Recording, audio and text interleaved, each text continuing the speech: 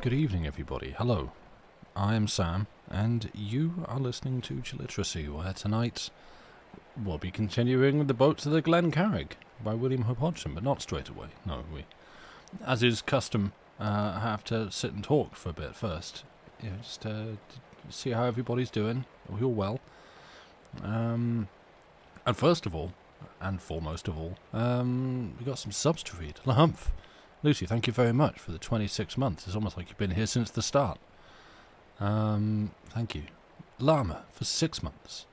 That's like half a year or something. Yeah, an imperial year. Yeah, metric is 5, but, you know. Love to have you. Welcome. And Raytracer for 20 months. Good time zone to you. Hi, everybody. Yeah, how are we all doing? I've sent this picture to Lucy already, but just because I had like a few minutes while the countdown was happening, I thought I would show everyone else that Paperback Paradise decided to call me out with this cover that they posted like 30 minutes ago. Why the stream's a couple of minutes late starting today, because I thought I would have a nap, and then turns out it's warm. And I was cold, and I was comfy, and yes, Joey was also there too.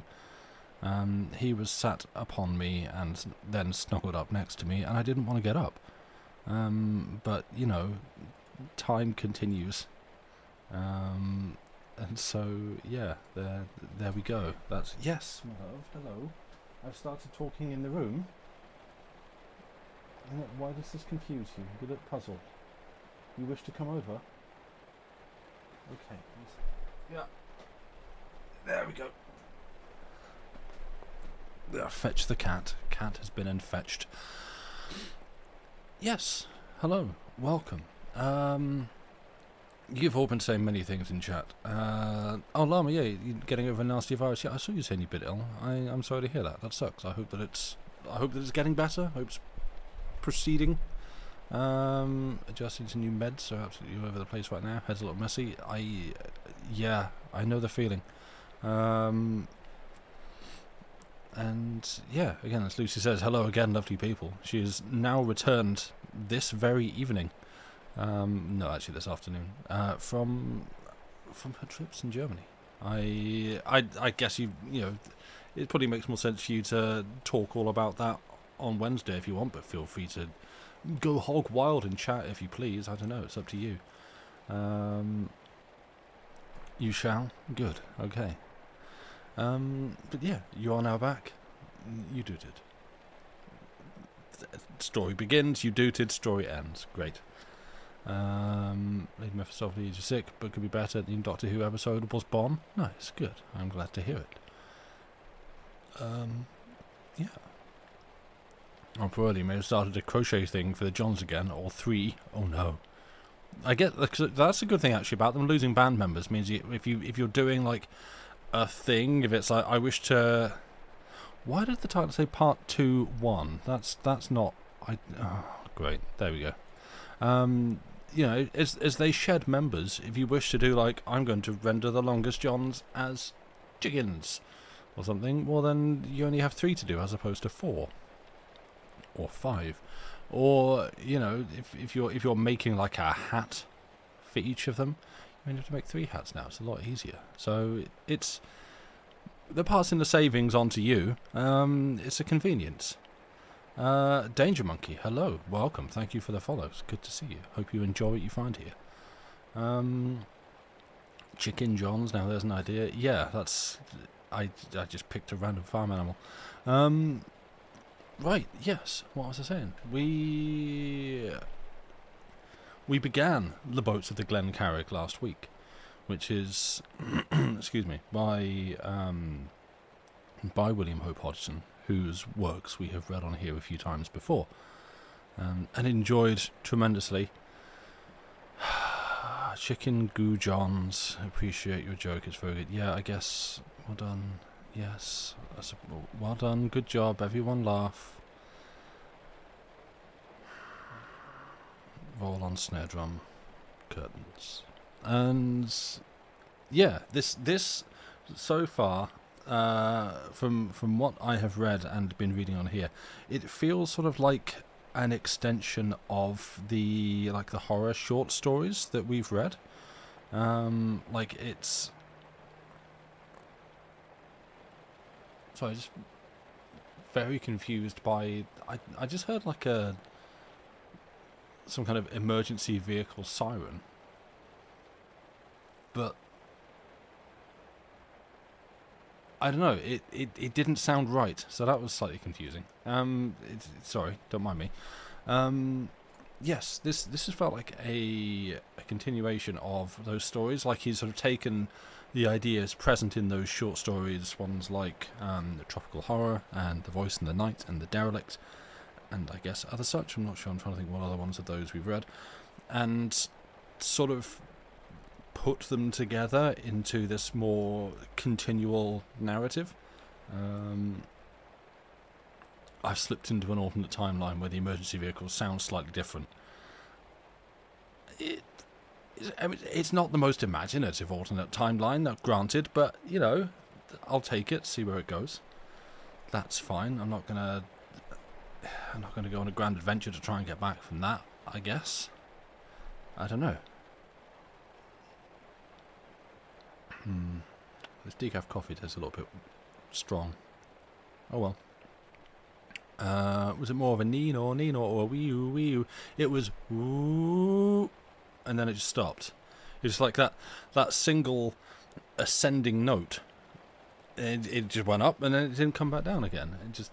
And then gone. Just someone pressing the button. Yeah. Anyway, yeah. Don't worry, we'll get to the story. We will get there, I promise. I know, spooky, weird. I feel like I had more things to talk about. And I'm just blanking on them at the moment. Yeah. Didn't make notes, haven't planned anything.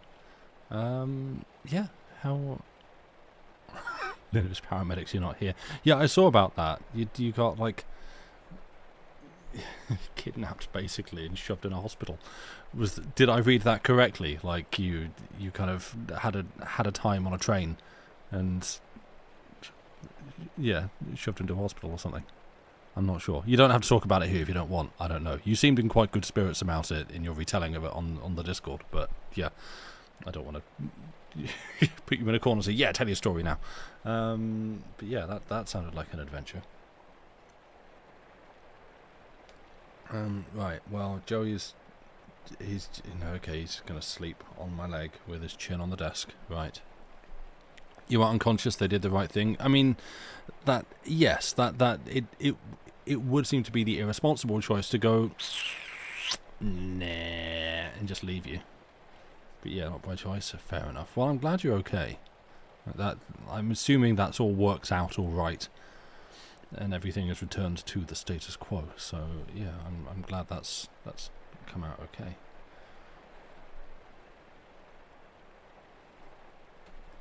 Right, that's my coffee put away.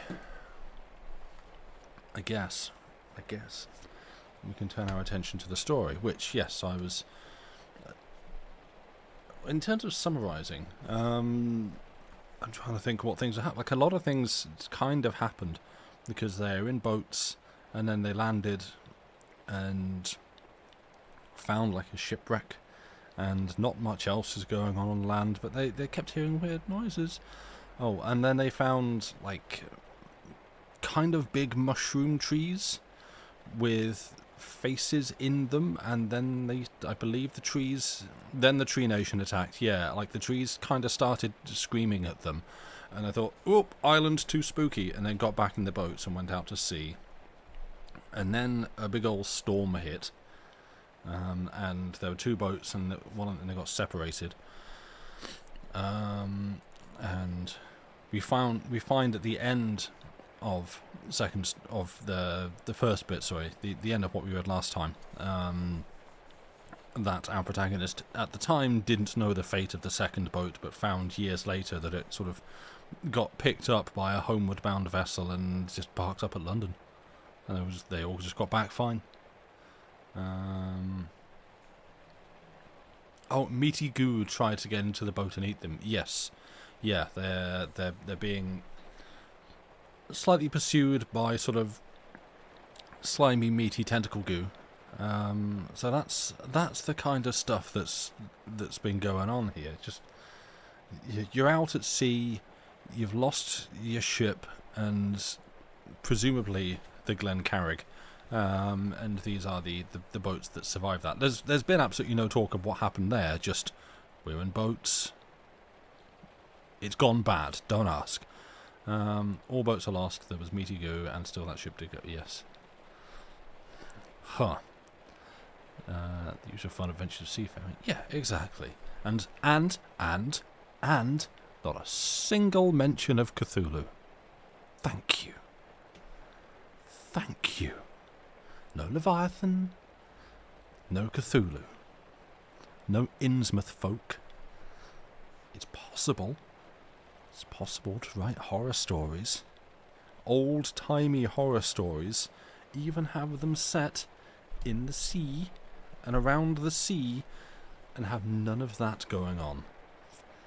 You can do it. Modern day storytellers who are going, oh, well, Lovecraft's in the public domain. So's a lot of other stuff. So's this, so's Blackwood. What's your excuse?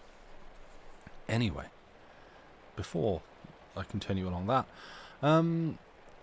should we continue? Oh, I suppose actually a reminder, because we, for some reason, inexplicable reason that we don't understand, because the YouTube channel's had like an uptick in views lately, which is quite nice.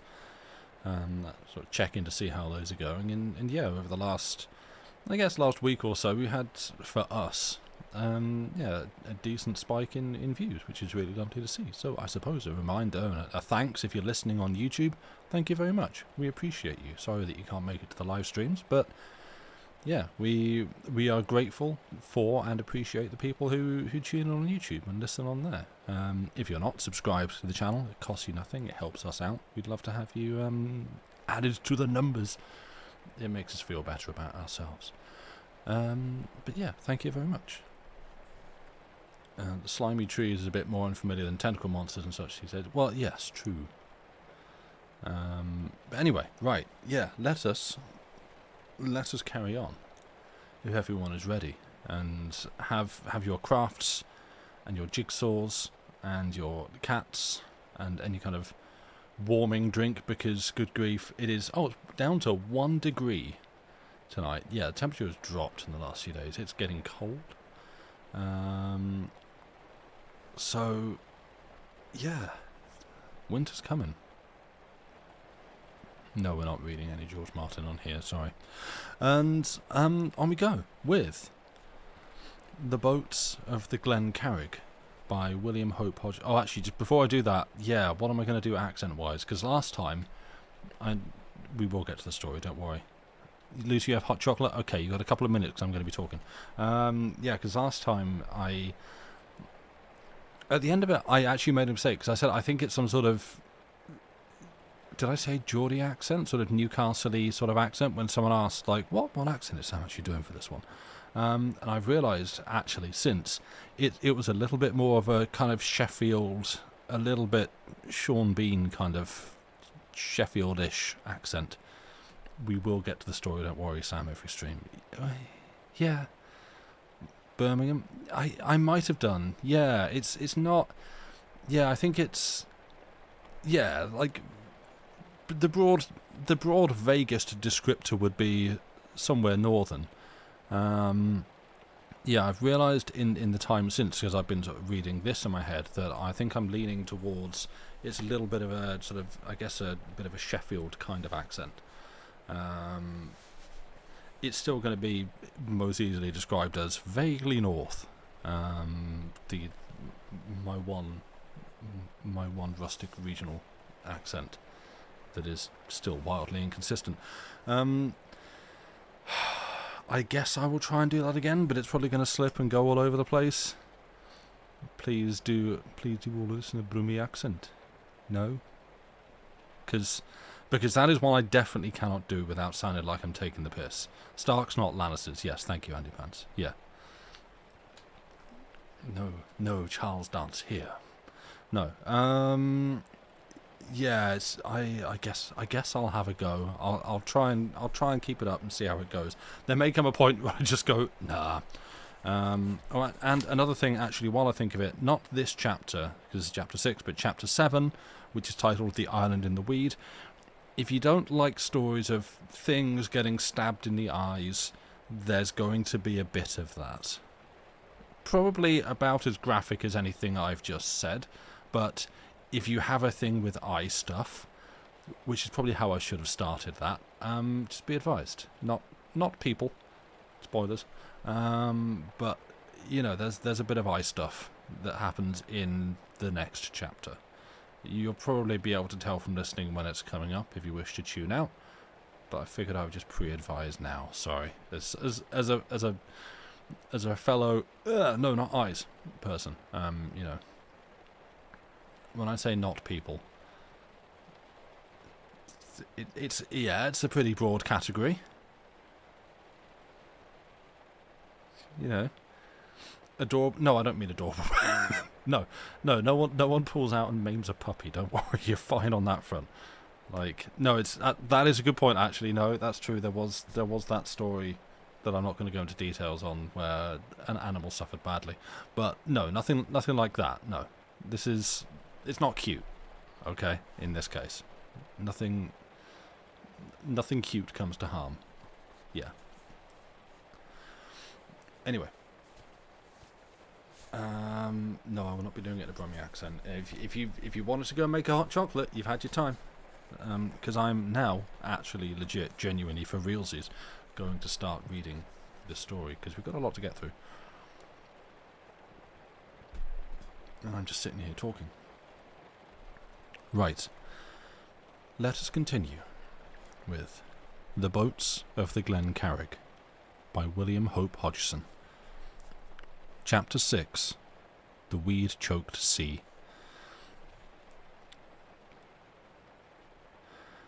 It was some little while before midday that we grew conscious that the sea had become very much less violent, and this despite the wind roaring with scarce abated noise, and presently everything about the boat, saving the wind, having grown indubitably calmer, and no great water breaking over the canvas, the boatswain beckoned me again to assist him lift the after part of the cover. This we did, and put forth our heads to inquire the reason of the unexpected quietness of the sea, not knowing but that we had come suddenly under the lee of some unknown land. Yet, for a space, we could see nothing beyond the surrounding billows, for the sea was still very furious, though no matter to cause us concern, after that through which we had come. Presently, however, the boatswain, raising himself, saw something, and, bending, cried in my ear that there was a low bank which broke the force of the sea, but he was full of wonder to know how that we had passed it without shipwreck. And whilst he was still pondering the matter, I raised myself, and took a look on all sides of us, and so I discovered that there lay another great bank upon our larboard side, and this I pointed out to him. Immediately afterwards we came upon a great mass of seaweed swung up on the crest of a sea, and presently another.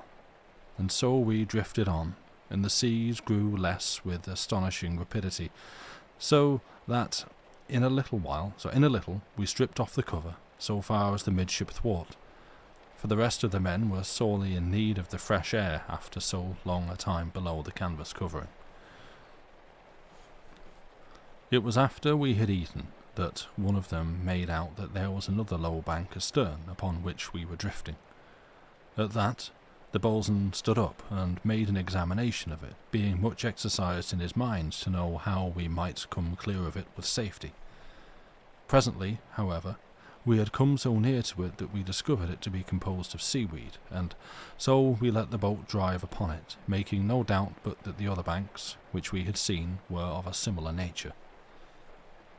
In a little, we had driven in among the weed, yet though our speed was greatly slowed, we made some progress, and so in time came out upon the other side, and now we found the sea to be near quiet, so that we hauled in our sea anchor, which had collected a great mass of weed about it, and removed the whaleback and canvas covering, after which we stepped the mast and set a tiny storm foresail upon the boat, for we wished to have her under control and could set no more than this, because of the violence of the breeze. Thus we drove on before the wind, the boatswain steering, and avoiding all such banks as showed ahead, and ever the sea grew calmer. Then, when it was near on to evening, we discovered a huge stretch of the weed that seemed to block all the sea ahead, and, at that, we hauled down the foresail and took to our oars and began to pull broadside onto it, towards the west. Yet so strong was the breeze that we were being driven down rapidly upon it, and then, just before sunset, we opened out the end of it and drew in our oars, very thankful to set the little foresail and run off again before the wind. And so, presently, the night came down upon us, and the boatswain made us take turn and turn about to keep a lookout, for the boat was going some knots through the water, and we were among strange seas. But he took no sleep all that night, keeping always to the steering oar. I have memory, during my time of watching, of passing odd floating masses, which I make no doubt were weed, and once we drove right atop of one, but drew clear without much trouble. And all the while, through the dark to starboard, I could make out the dim outline of that enormous weed extent lying low upon the sea, and seeming without end. And so, presently, my time to watch being at an end, I returned to my slumber, and when next I waked, it was morning.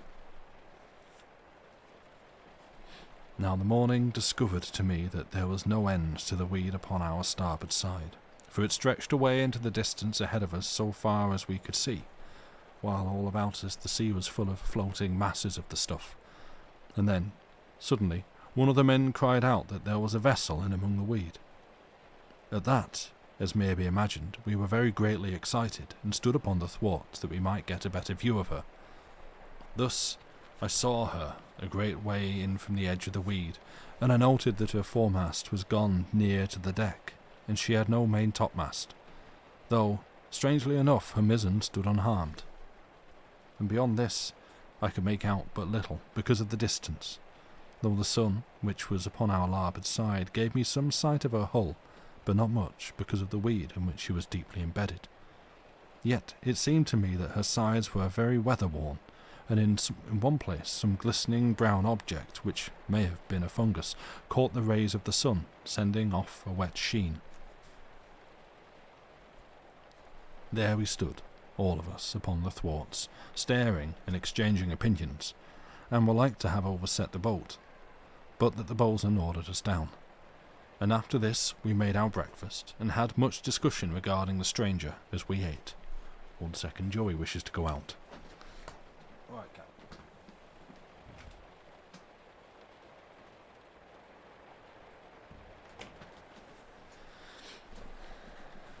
Much help. Very good. Where was I?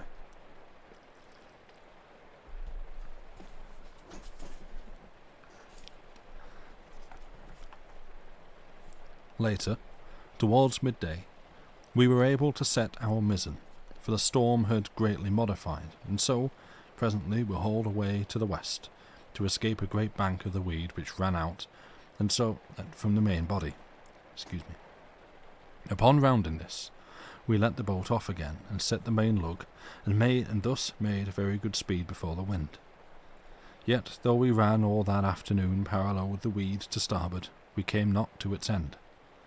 And 3 separate times we saw the hulks of rotting vessels, some of them having the appearance of a previous age, so ancient did they seem.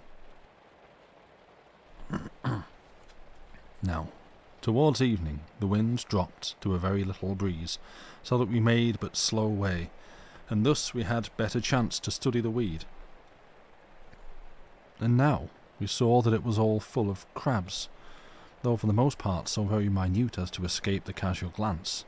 Yet they were not all small, for in a while I discovered us swaying among the weed, a little way in from the edge, and immediately I saw the mandible of a very great crab stir amid the weed. At that, hoping to obtain it for food, I pointed it out to the boatswain, suggesting that we should try and capture it. And so, there being by now scarce any wind, he bade us get out a couple of the oars and back the boat up to the weed.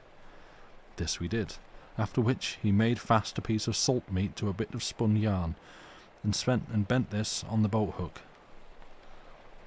Then he made a running bowline and slipped the loop onto the long shaft of the boat hook, after which he held out the boat hook, after the fashion of a fishing rod, over the place where I had seen the crab. Almost immediately there swept up an enormous claw and grasped the meat, and at that the boatswain cried out to me to take an oar and slide the bowline along the boat hook, so that it should fall over the claw, and this I did, and immediately some of us hauled upon the line, tautening it about the great claw. Then the boatswain sung out to us to haul the crab aboard, that we had it most securely. Yet on the instant we had reason to wish that we had been less successful, for the creature, feeling the tug of our pull upon it, tossed the weed in all directions, and thus we had full sight of it, and discovered it to be so great a crab as is scarce conceivable, a very monster. And further, it was apparent to us that the brute had no fear of us, nor intention to escape, but rather made to come at us, whereat the boatswain, perceiving our danger, cut the line, and bade us put weight upon the oars, and so in a moment we were in safety, and very determined to have no more meddlings with such creatures. Presently the night came upon us, and the wind remaining low, there was everywhere about us a great stillness, most solemn after the continuous roaring of the storm which had beset us in the previous day. Yet now and again a little wind would rise and blow across the sea, and where it met the weed there would come a low, damp rustling, so that I could hear the passage of it for no little time after the calm had come once more all about us. Now it is a strange thing that I, who had slept amid the noise of the past days, should find sleeplessness amid so much calm. Yet so it was, and presently I took the steering oar, proposing that the rest should sleep, and to this the boatswain agreed, first warning me, however, most particularly to have care that I kept the boat off the weed, for we had still a little way on us, and further to call him should anything unforeseen occur. And after that, almost immediately he fell asleep, as indeed did most of the men. From the time that relieved the boatswain until midnight, I sat upon the gunwale of the boat, with the steering oar under my arm, and watched and listened, most full of sense of the strangeness of the sea into which we had come. It is true that I had heard tell of seas choked up with weed, seas that were full of stagnation, having no tides, but I had not thought to come upon such one in my wanderings, having indeed set down such tales as being bred of imagination, without reality in fact. Then, a little before the dawn, and when the sea was yet full of darkness, I was greatly startled to hear a prodigious splash amid the weed, mayhaps at a distance of some 100 yards from the boat. Then, as I stood full of alertness, and knowing not what the next moment might bring forth, there came to me across the immense waste of weed a long, mournful cry, and then again the silence. Yet though I kept very quiet, there came no further sound, and I was about to reseat myself, when, afar off in that strange wilderness, there flashed out a sudden flame of fire. Now, upon seeing fire in the midst of so much lonesomeness, I was as one mazed, and could do naught but stare. Then, my judgment returning to me, I stooped and waked the boatswain, for it seemed to me that this was a matter for his attention. He, after staring at it a while, declared that he could see the shape of a vessel's hull beyond the flame, but immediately he was in doubt, as indeed I had been all the while. And then, even as we peered, the light vanished, and though we waited for the space of some minutes, watching steadfastly, there came no further sight of that strange illumination. From now until the dawn the boatswain remained awake with me, and we talked much upon that which we had seen, yet could come to no satisfactory conclusion, for it seemed impossible to us that a place of so much desolation could contain any living being. And then, just as the dawn was upon us, there loomed up a fresh wonder. The hull of a great vessel, maybe a couple or 30 fathoms in from the edge of the weed. Now the wind was still very light, being no more than an occasional breath, so that we went past her at a drift. Thus the dawn had strengthened sufficiently to give us a clear sight of the stranger, before we had gone more than a little past her. And now I perceived that she lay full broadside onto us, and that her 3 masts were gone close down to the deck. Her side was streaked in places with rust, and in others a green scum overspread her. But it was no more than a glance that I gave at any of those matters, for I had spied something which drew all my attention. Great leathery arms splayed all across her side, some of them crooked inboard over the rail, and then, low down, seen just above the weed, the huge, brown, glistening bulk of so great a monster as I had ever conceived. The boatswain saw it in the same instant, and cried out in a hoarse whisper that it was a mighty devilfish, and then excuse me, even as he spoke, 2 of the arms flickered up into the cold light of the dawn, as though the creature had been asleep and we had waked it. At that, the boatswain seized an oar, and I did likewise, and so swiftly as we dared, for fear of making any unneedful noise, we pulled the boat to a safer distance. From there, and until the vessel had become indistinct by reason of the space we put between us, we watched that great creature clutched to the old hull, as it might be a limpet to a rock. Presently, when it was broad day, some of the men began to rouse up, and in a little we broke our fast, which was not displeasing to me, who had spent the night watching. And so through the day we sailed with a very light wind upon our larboard quarter, and all the while we kept the great waste of weed upon our starboard side, and apart from the mainland of the weed, as it were, there was scattered about an uncountable number of weed islets and banks, and there were thin patches of it that appeared scarce above the water, and through these later we let the boat sail, for they had not sufficient density to impede our progress more than a little. And then, when the day was far spent, we came in sight of another wreck amid the weeds. She lay in from the edge, perhaps so much as the half of a mile, and she had all 3 of her lower masts in, and her lower yard squared. But what took our eyes more than aught else was a great superstructure which had been built upward from her rails, almost halfway to her main-tops, and this, as we were able to perceive, was supported by ropes let down from the yards. But of what material the superstructure was composed, I have no knowledge, for it was so overgrown with some form of green stuff, as was so much of the hull as showed above the weed, as to defy our guesses. And because of this growth it was borne upon us that the ship must have been lost to the world a very great age ago. At this suggestion I grew full of solemn thought, for it seems to me that we had come upon the cemetery of the oceans. Joey wishes to come back in.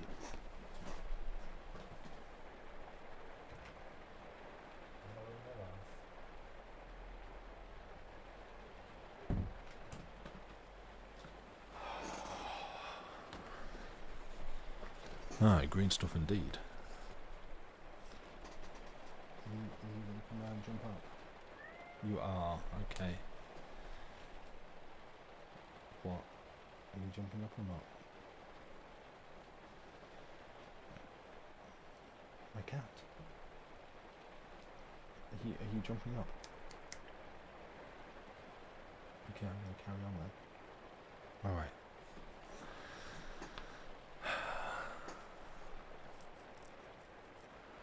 Now, in a little while after we had passed this ancient craft, the night came down upon us, and we prepared for sleep, and because the boat was making some little way through the water, the boatswain gave out that each of us should stand our turn at the steering oar, and that he was to be called should any fresh matter transpire. And so we settled down for the night, and owing to my previous sleeplessness, I was full weary, so that I knew nothing until the one whom I was to relieve shook me into wakefulness. So soon as I was fully waked, I perceived that the low moon hung above the horizon, and shed a very ghostly light across the great weed world to starboard.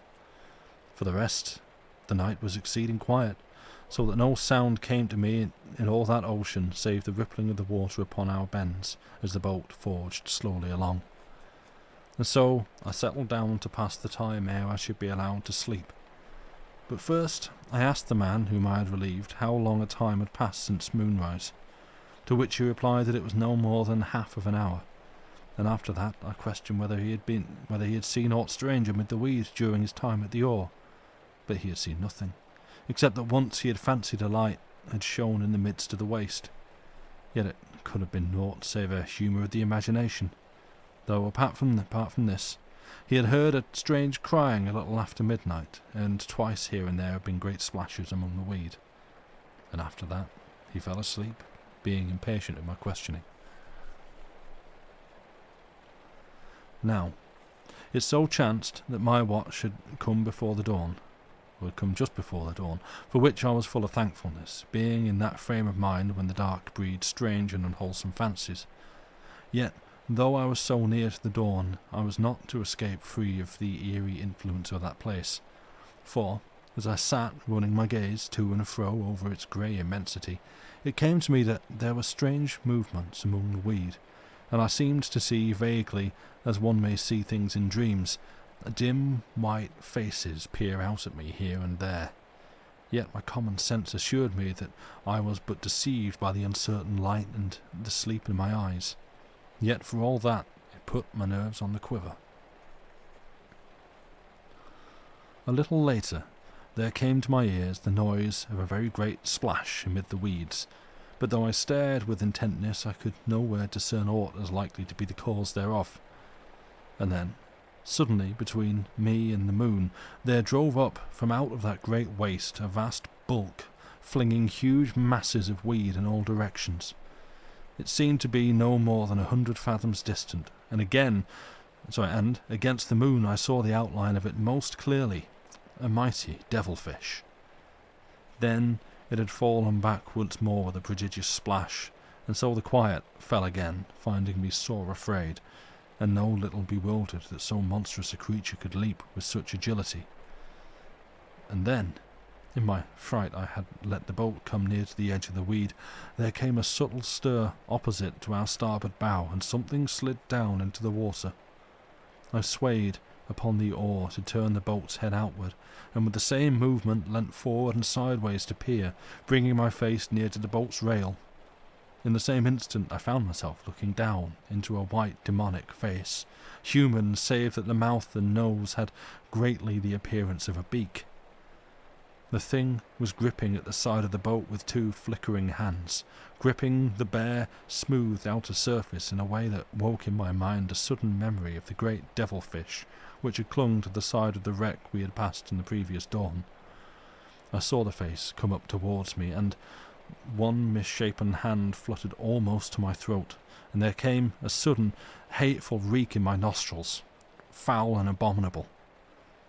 Then I came into possession of my faculties and drew back with great haste in a wild cry of fear, and then I had the steering oar by the middle, and was smiting downward with a loom over the side of the boat. But the thing was gone from my sight.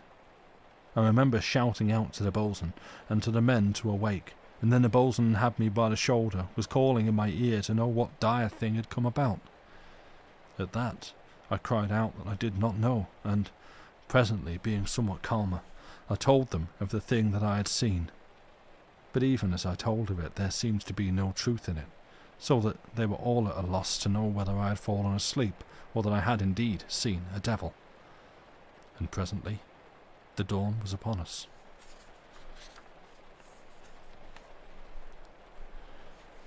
Chapter 7.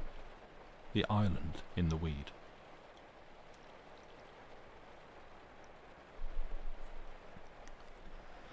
It was as we were all discussing the matter of the devil face that had peered up at me out of the water, that Job, the ordinary seaman, discovered the island in the light of the growing dawn, and, seeing it, sprang to his feet with so loud a cry that we were like for the moment to have thought he had seen a second demon. Yet, when we made discovery of that which he had already perceived, we checked our blame at his sudden shout, for the sight of land, after so much desolation, made us very warm in our hearts.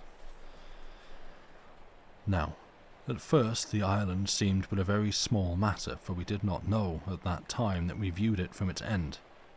Yet, despite this, we took to our oars and rowed with all haste towards it, and so, coming nearer, were able to see that it had a greater size than we had imagined. Presently, having cleared the end of it, and keeping to that side which was further from the great mass of the weed continent, we opened out a bay that curved inward to a sandy beach, most seductive to our tired eyes. Here, for a space of a minute, we paused to survey the prospect, and I saw that the island was of a very strange shape, having a great hump of black rock at either end, and dipping down into a steep valley between them. In this valley there seemed to be a deal of strange vegetation that had the appearance of mighty toadstools, and down nearer the beach there was a thick grove of a kind of very tall reed, and these we discovered afterwards to be exceeding tough and light, having somewhat of the qualities of the bamboo. Regarding the beach, it might have been most reasonably supposed that it would be very thick with the driftweed, but this was not so, at least not at the time, though a projecting horn of the black rock which ran out into the sea from the upper end of the island was thick with it. And now, the boatswain having assured himself that there was no appearance of any danger, we bent to our oars, and presently had the boat aground upon the beach, and here, finding it convenient, we made our breakfast. During this meal the boatswain discussed with us the most proper thing to do, and it was decided to push the boat off from the shore, leaving Job in her, whilst the remainder of us made some exploration of the island. And so, having made an end of eating, we proceeded as we had determined, leaving Job in the boat, ready to scull ashore for us if we were pursued by any savage creature, while the rest of us made our way towards the nearer hump, from which, as it stood some 100 feet above the sea, we hoped to get a very good idea of the remainder of the island. First, however, the boatswain handed out to us the 2 cutlasses and the cut and thrust, the other 2 cutlasses being in Josh's boat, and taking one himself, he passed me the cut and thrust and gave the other cutlass to the biggest of the men. Then he bade the others keep their sheath knives handy, and was proceeding to lead the way when one of them called out to us to wait a moment, and, with that, ran quickly to the clump of reeds. Here, he took one with both his hands and bent upon it, but it would not break, so that he had to notch it about with his knife, and thus, in a little, he had it clear. After this, he cut off the upper part, which was too thin and lissom for his purpose, and then thrust the handle of his knife into the end of the portion which he had retained, and in this wise he had a most serviceable lance or spear. For the reeds were very strong and hollow after the fashion of a bamboo, and when he had bound some yarn about the end into which he had thrust his knife, so as to prevent it splitting, it was a fit enough weapon for any man.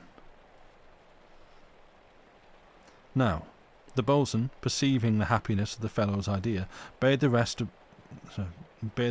make themselves similar weapons, and whilst they were busy thus, he commended the man very warmly. And so, in a little, being now most comfortably armed, we made inland toward the nearer Black Hill in very good spirits. Presently we were come to the rock which formed the hill, and found that it came out upon the sand with great abruptness, so that we could not climb it on the seaward side. At that, the boatswain led us round a space, towards that side where lay the valley, and here there was underfoot neither sand nor rock, but ground of strange and spongy texture, and then, suddenly, rounding a jutting spur of the rock, we came upon the first of the vegetation, an incredible mushroom, nay, I should say toadstool, for it had no healthy look about it, and gave out a heavy mouldy odour. And now we perceived that the valley was filled with them, all, that is, save a great circular patch, where nothing appeared to be growing, though we were not yet at a sufficient height to ascertain the reason of this. Presently, We came to a place where the rock was split with a great fissure running up to the top, and showing many ledges and convenient shelves upon which we might obtain a hold and footing. And so we set to about climbing, helping one another so far as we had ability, until in about the space of some 10 minutes we reached the top, and from thence we had a very fine view.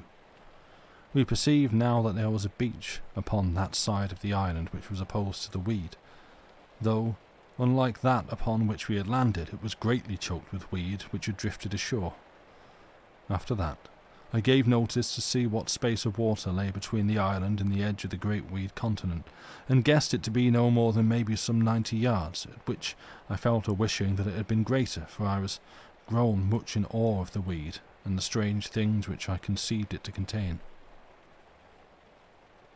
Abruptly, the boatswain clapped me upon the shoulder, and pointed to some object that lay out in the weed at a distance of not much less than half of a mile from where we stood. Now, at first, I could not conceive what manner of thing it was at which I stared, until the boatswain, remarking my bewilderment, informed me that it was a vessel all covered in, no doubt as a protection against the devilfish and other strange creatures in the weed. And now I began to trace the hull of her amid all that hideous growth, but her masts I could discern nothing, and I doubted not but they had been carried away by some storm ere she was caught by the weed.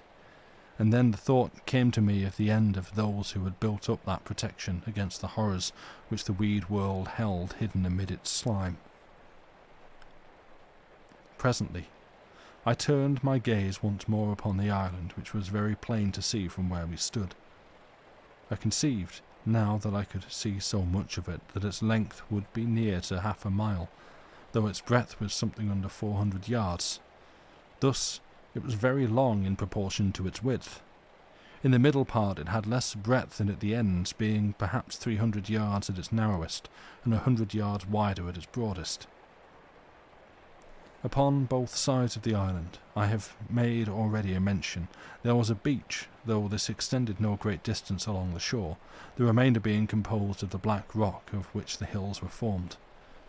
And now, having a closer regard to the beach upon the weed side of the island, I discovered, amid the wrack that had been cast ashore, a portion of the lower mast and topmast of some great ship and rigging, though with rigging attached, but the yards were all gone.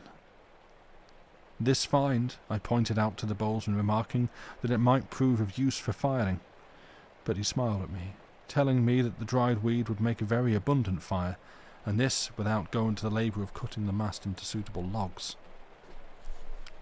And now, he, in turn, called my attention to the place where the huge fungi had come to a stop in their growing, and I saw that in the centre of the valley there was a great circular opening in the earth, like to the mouth of a prodigious pit, and it appeared to be filled to within a few feet of the mouth with water, over which spread a brown and horrid scum. Now, as may be supposed, I stared with some intentness at this, for it had the look of having been made with labour, being very symmetrical, yet I could not conceive but that I was deluded by the distance, and that it would have had a rougher appearance when viewed from a nearer standpoint. From contemplating this, I looked down upon the little bay in which our boat floated. Job was sitting at the stern, sculling gently with the steering oar and watching us. At that, I waved my hand to him in friendly fashion, and he waved back, and then, even as I looked, I saw something in the water under the boat, something dark-coloured that was all of a move. The boat appeared to be floating over it as a mass of sunk weed, and then I saw that, whatever it was rising to the surface. At this, a sudden horror came over me, and I clutched the boatswain by the arm and pointed, crying out that there was something under the boat.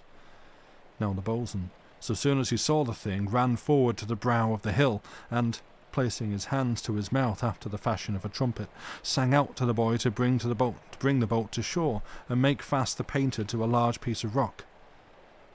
At the boatswain's hail, the lad called out, "Aye, aye," and standing up gave a sweep of his oar that brought the boat's head round to the beach. Fortunately for him, he was no more than some 30 yards from the shore at the time, else he had never come to it in this life. For the next moment, the moving brown mass beneath the boat shot out a great tentacle, and the oar was torn out of Job's hands with such power as to throw him right over onto the starboard gunwale of the boat. The oar itself was drawn down out of sight, and for a minute the boat was left untouched. Now the boatswain cried out to the boy to take another oar and get ashore while he still had a chance, and at that we all called out various things, one advising one thing and another recommending some other. Yet our advice was vain, for the boy moved not, at which some cried out that he was stunned. I looked now to where the brown thing had been, for the boat had moved a few fathoms from the spot, having got some way upon her before the oar was snatched, and thus I discovered that the monster had disappeared, having, I conceived, sunk again into the depths from which it had risen. Yet it might reappear at any moment, and in that case the boy would be taken before our eyes.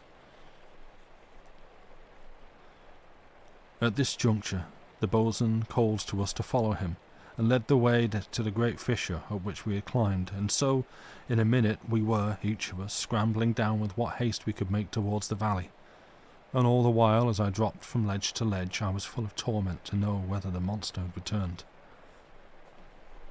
The boatswain was the first man to reach the bottom of the cleft, and he set off immediately round the base of the rock to the beach, the rest of us following him as we made safe our footing in the valley. I was the third man down, but, being light and fleet of foot, I passed the second man and caught up with the boatswain just as he came up on the sand. Here I found that the boat was within some 5 fathoms of the beach, and I could see Job still lying insensible, but of the monster there was no sign. And so matters were, the boat nearly a dozen yards from the shore, and Job lying insensible in her, with somewhere near under her keel, for all that we knew, a great monster, and we helpless upon the beach. Now I could not imagine how to save the lad, and indeed I fear he had been left to destruction, for I had deemed it madness to try and reach the boat by swimming. But for the extraordinary bravery of the boatswain, who, without hesitating, dashed into the water and swam boldly out to the boat, which, by the grace of God, he reached without mishap, and climbed in over the bows. Immediately he took the painter and hove it to us, bidding us tail onto it and bring the boat to shore without delay, and by this method of gaining the beach he showed wisdom, for in this wise he escaped attracting the attention of the monster by unneedful stirring of the water, as he would surely have done had he made use of an oar. Yet, despite his care, we had not finished with the creature, for just as the boat grounded I saw the lost steering oar shoot up half its length out of the sea, and immediately there was a mighty splather in the water astern, and the next instant the air seemed full of huge whirling arms. At that the boatswain gave one look behind, and, seeing the thing upon him, snatched the boy into his arms and sprang over the bows onto the sand. Now, at sight of the devilfish, we had all made for the back of the beach at a run, none troubling even to retain the painter, and because of this we were like to have lost the boat, for the great cuttlefish had its arms all splayed about it, seeming to have a mind to drag it down into the deep water from whence it had risen, and it had possibly succeeded, but that the boatswain brought us all to our senses. For having laid Job out of harm's way, he was the first to seize the painter, which lay trailed upon the sand, and at that we got back our courage and ran to assist him. Now there happened to be convenient a great spike of rock, the same, indeed, to which the boatswain had bidded Job tie the boat, and to this we ran the painter, taking a couple of turns about it and 2 half hitches, and now, unless the rope carried away, we had no reason to fear the loss of the boat, though there seemed to us to be a danger of the creature's crushing it. Because of this, and because of a feeling of natural anger against the thing, the boatswain took up from the sand one of the spears which had been cast down when we hauled the boat ashore. With this he went down so far as seemed safe, and prodded the creature in one of its tentacles, the weapon entering easily, at which I was surprised, for I had understood that these monsters were near to invulnerable in all parts save their eyes. At receiving this stab, the great fish appeared to feel no hurt, for it showed no signs of pain, and at that the boatswain was further emboldened to go nearer, so that he might deliver a more deadly wound. Yet scarce had he taken 2 steps before the hideous thing was upon him, and, but for an agility wonderful in so great a man, he had been destroyed.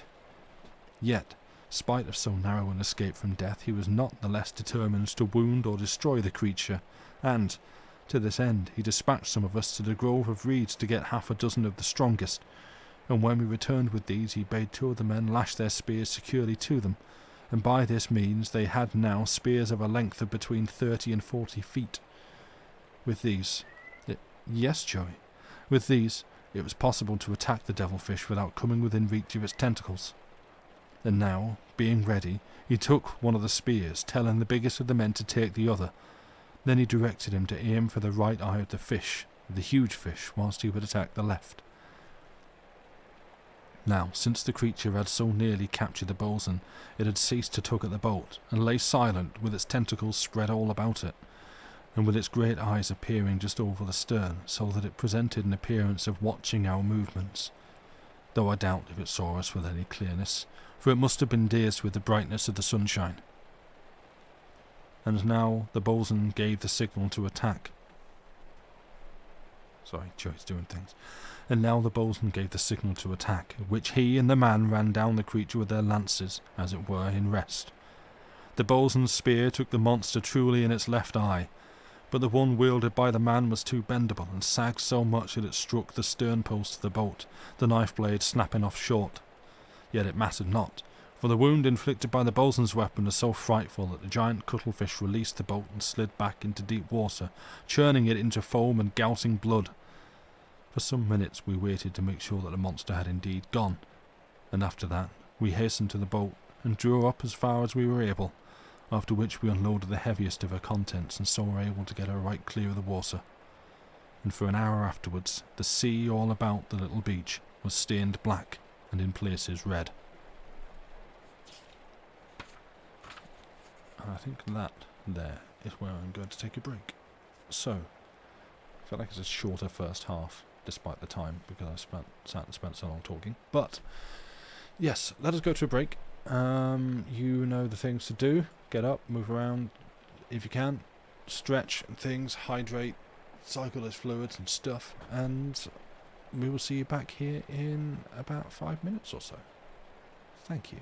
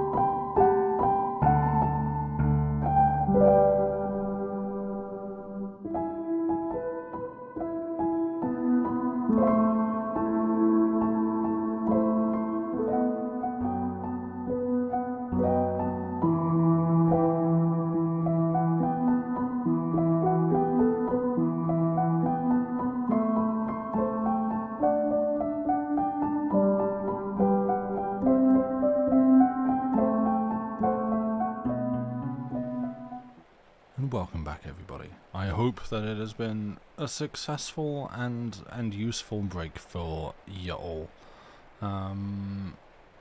Yes, the conversation about Lost and things, because I saw some like, ooh, it's Lost Island, kinda, in chat. Yeah, like I feel like I watched a lot more Lost than I actually did. It's one that when I went back and worked it out, I'd only actually watched maybe 2 seasons of it. I would have said like 4, but I think it was maybe 2, possibly 2.5. Somewhere in the middle of season 3, I might have stopped watching just because, yeah, I just sort of couldn't keep up with it. But yeah, I think if I were to like raise a criticism of the show, it would feel. It would at times feel like things were being a little bit stretched out, in that like you have to like the mysteries that they presented were good, but I feel like a lot of the time it would do like oh wow, you'd like end an episode with, wow, this changes everything, this is a brand new revelatory mystery that will change everything for the course of the rest of the show. And like, ooh, it's all exciting, what's it going to be? And then you come back next week and it's nothing. Like there were times it would feel like it was just kind of layering mysteries upon mysteries just to try and keep the audience engaged. And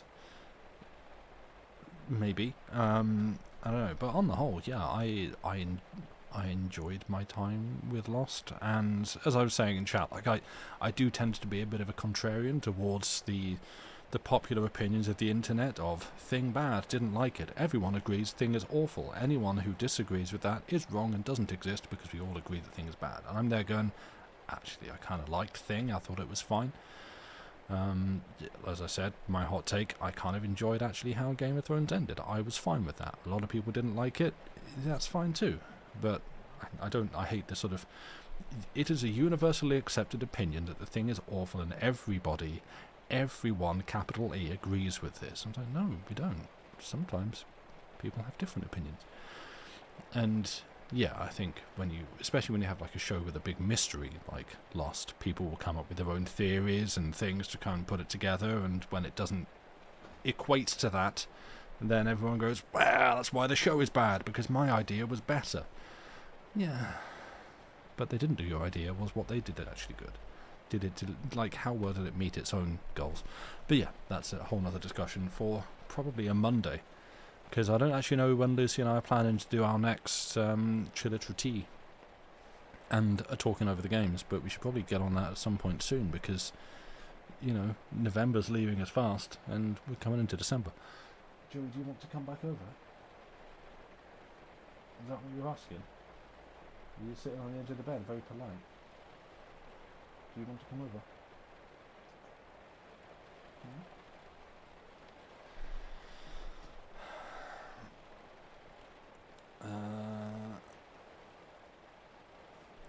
Oh, it's good they did it like that rather than Westworld, where they changed the ending just because someone guessed it on Reddit. Westworld was an interesting one for me, because I've only seen the first season of the TV series, and I remembered.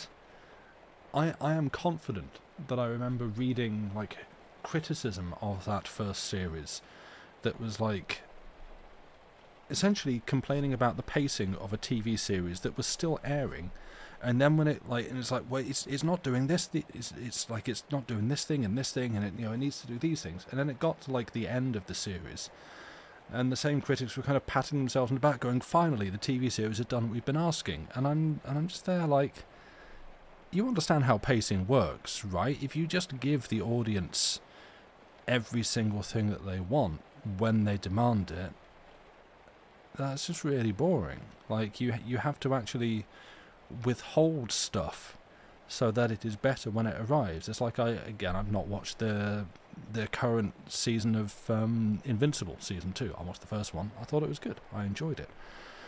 But I did see some article recently saying like, oh, it's like Invincible season 2 is good, but it's missing this key figure. Like, it's Omni-Man? Is it Omni-Man? I think the J.K. Simmons character. It's like, Omni-Man's not in it at all this season. Like, yeah, probably not by accident. They've probably taken the character away so that you go, oh, where is this character? He is missing. Like, you do that with a purpose, so that then when they return, you go, oh my goodness, it's them, they're back. And this very big, kind of villain-like character has now returned, and you've had all this build-up and suspension and dread. Like, that's pacing. It's what you do. But yeah, there's a degree of like criticism of TV shows and things that I'm so tired of. You think if someone guesses your mystery, it means you made a good mystery with good clues and you're writing a good thing. Yeah, exactly. Like, it's... Yeah, oh no, I'm getting dragged into a topic. Yeah, there's too much, like... There's too much of this, what I think of as, like, puzzle box approach to films and TV, where, like, it's treated like the... Solving the puzzle is getting the S rank, like, best ending of the video game. It's you went and you got all the collectibles and you made all the right conversation choices, and here's your pat on the head with the special cutscene and the stinger at the end of the credits. Here's your S++ rank ending. Well done. And it's sort of treating films and TV as like a puzzle box. And if you solve all these mysteries and you pick up all the clues and you catch all the Easter eggs and you find all the little bits and the illusions and the metaphors and all these other bits that have been like seeded through it, then you get to solve the ending and you get to sit there and feel very smug. And someone cracks that halfway through and the showrunners go, no, they solved our puzzle too early, we have to change it. It's like, no, just let people enjoy the show. Just make the show you want to make, tell the story you want to tell. And if someone solves this great mystery of yours early, go on them. Well done. Live your life. That's fine. You don't need to change anything. But at the same time, I hate when people are like, I solved it early, therefore it's bad. No, it's not. Take your medal and shut up. Hello, do you wish to come over or not? Come on, let me pick you up. Here. Nearly dropped you, sorry. Is that okay? Okay. Anyway. Can you guess the mystery that's going on here? There's a boat stranded at sea and things are weird. More like, therefore it makes sense, which is pretty good. Yeah, exactly, like, well done. You had this written correctly. Your logic was consistent. It didn't break, like, it didn't stretch the suspension of disbelief past breaking point. It was good. It held together. Well done. Go write the next show. But, yeah. Anyway. Yes, where were we? We were... now up to chapter 8. Excuse me, just drinking some water. Right. Okay, so, yes, we have probably 2 more chapters that I'm going to read now. If we are all ready and comfortable and ready to continue... I comfortable as a lie. I have a cat upon me, and it's not going to work out for very long, but we'll get there. Right. How am I doing? 1 second.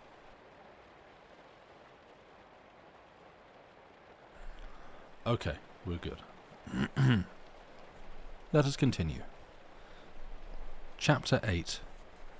The Noises in the Valley.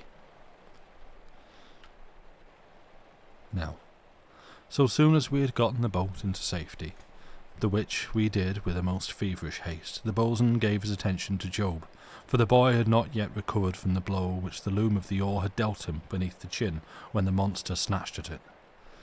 For a while his attentions produced no effort, but presently, having bathed the lad's face with water from the sea, and rubbed rum into his chest over the heart, the youth began to show signs of life, and soon opened his eyes, whereupon the boatswain gave him a stiff dram of the rum, after which he asked him how he seemed in himself. To this, Job replied in a weak voice that he was dizzy, and his head and neck ached badly, on hearing which the boatswain bade him keep lying until he had come more to himself. And so we left him in quietness under a little shade of canvas and reeds, for the air was warm and the sand dry, and he was not like to come to any harm there. At a little distance, under the direction of the boatswain, we made to prepare dinner, for we were now very hungry, it seeming a it seeming a great while since we had broken our fast. To this end, the boatswain sent 2 of the men across the island to gather some of the dry seaweed, for we intended to cook some of the salt meat, this being the first cooked meal since ending the meat which we had boiled before leaving the ship in the creek. In the meanwhile, and until the return of the men with the fuel, the boatswain kept us busied in various ways. 2 he sent to cut a bundle of reeds, and another couple to bring the meat in the iron boiler, the latter being one that we had taken from the old brig. Presently, the men returned with the dried seaweed, and very curious stuff it seemed, some of it being in chunks near as thick as a man's body, but exceeding brittle by reason of its dryness. And so in a little we had a very good fire going, which we fed with the seaweed and pieces of the reeds, though we found the latter to be but indifferent fuel, having too much sap and being troublesome to break into convenient size. Now, when the fire had grown red and hot, the boatswain half filled the boiler with sea water, in which he placed the meat, and the pan, having a stout lid, he did not scruple to place it in the very heart of the fire, so that soon we had the contents boiling merrily. Having gotten the dinner under way, the boatswain set about preparing our camp for the night, which we did by making a rough framework with the reeds, over which we spread the boat's sails and the cover, pegging the canvas down with tough splinters of the reed.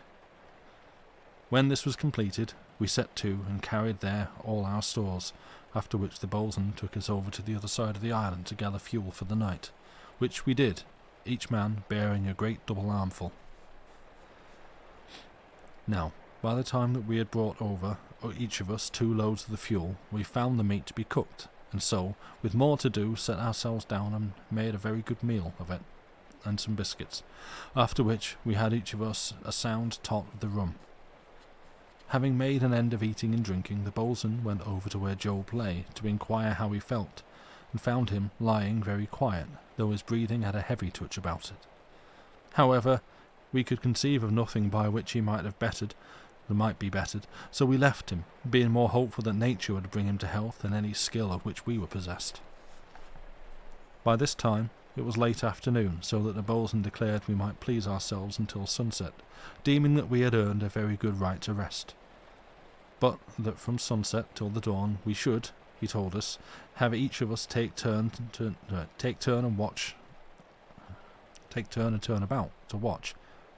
Complicated sentence. For though we were no longer upon the water, none might say whether we were out of danger or not, as witnessed the happenings of the morning. Though certainly he apprehended no danger from the devilfish, so long as we kept well away from the water's edge. And so, from now until dark, most of the men slept, but the boatswain spent much of the time in overhauling the boat to see how it might chance to have suffered during the storm, and also whether the struggles of the devilfish had strained it in any way.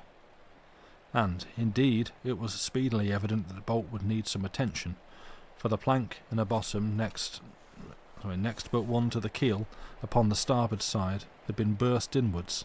This having been done, it would seem, by some rock in the beach just beneath the water's edge, the devilfish having, no doubt, ground the boat down upon it. Happily, the damage was not great, though it would most certainly have to be carefully repaired before the boat would again be seaworthy. For the rest, there seemed to be no other part needing attention. Now, I had not felt any call to sleep, and so had followed the boatswain to the boat, giving him a hand to remove the bottom boards, and finally to slew her bottom a little upwards, so that he might examine the leak more closely. When he had made an end with the boat, he went over to the stores and looked closely into their condition, and also to see how they were lasting. And after that, he sounded all the water breakers, having done which, he remarked that it would be well for us if we could discover any fresh water upon the island. By this time, it was getting on towards evening, and the boatswain went across to look at Job, finding him much as he had been when we visited him after dinner. At that, the boatswain asked me to bring across one of the longer of the bottom boards, which I did, and we made use of it as a stretcher to carry the lad into the tent.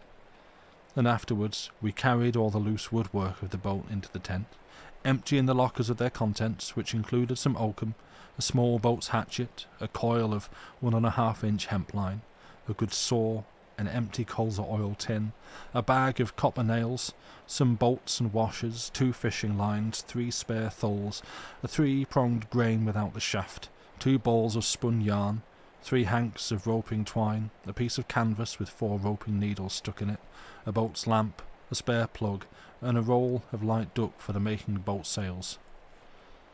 And so presently the dark came down upon the island, at which the boatswain waked the men and bade them throw more fuel onto the fire, which had burned down to a mound of glowing embers much shrouded in ash.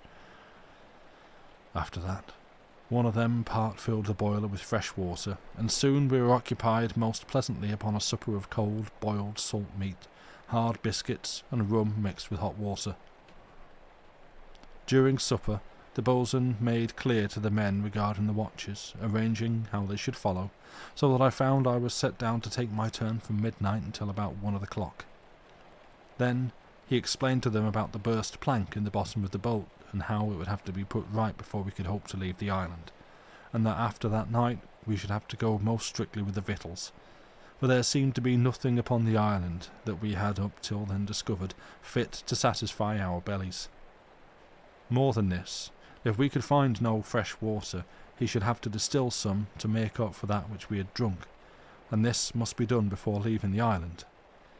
Now, by the time that the boatswain had made an end of explaining these matters, we had ceased from eating, and soon after this we made each one of us a comfortable place in the sand within the tent, and lay down to sleep. For a while I found myself very wakeful, which may have been because of the warmth of the sand, and indeed at last I got up and went out of the tent, conceiving that I might the better find sleep in the open air, and so it proved, for, having lain down at the side of the tent a little way from the fire, I fell soon into a deep slumber, which at first was dreamless. Presently, however, I came upon a very strange and unsettling dream, for I dreamed that I had been left alone on the island and was sitting very desolate upon the edge of the brown-scummed pit. Then I was aware, suddenly, that it was very dark and very silent, and I began to shiver, for it seemed to me that something which repulsed my whole being had come quietly behind me. At that, I tried mightily to turn and look into the shadows among the great fungi that stood all about me, but I had no power to turn, and the thing was coming nearer, though never a sound came to me, and I gave out a scream, or tried to, but my voice made no stir in the rounding quiet. And then something wet and cold touched my face, and slithered down and covered my mouth, and paused there for a vile, breathless moment. It passed onward and fell to my throat, and stayed there. Someone stumbled and fell over my feet, and at that I was suddenly awake.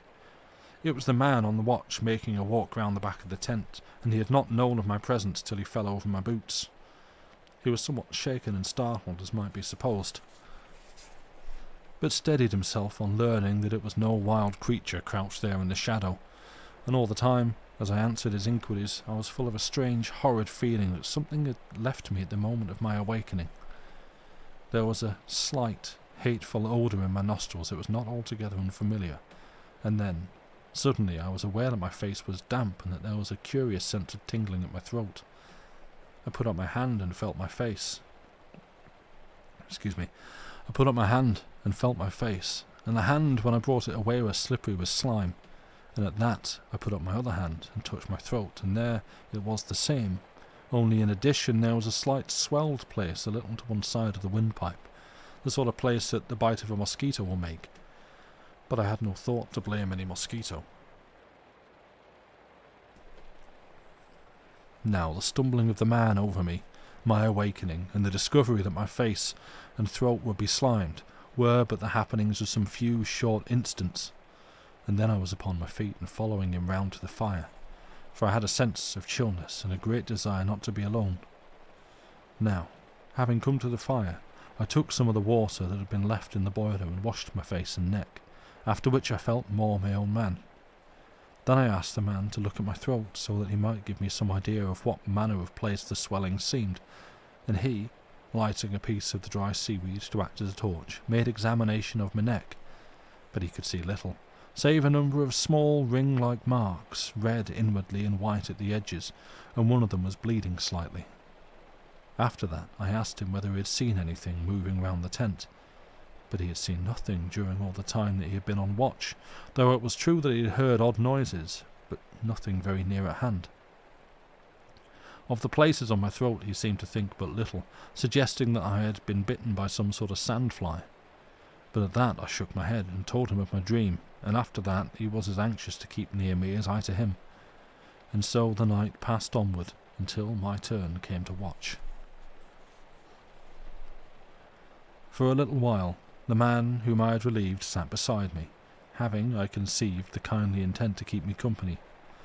But so soon as I perceived this, I entreated him to go and get his sleep, assuring that I had no longer any feelings of fear, such as had been mine upon awakening to discover the state of my face and throat. And, upon this, he consented to leave me, and so, in a little, I sat alone beside the fire.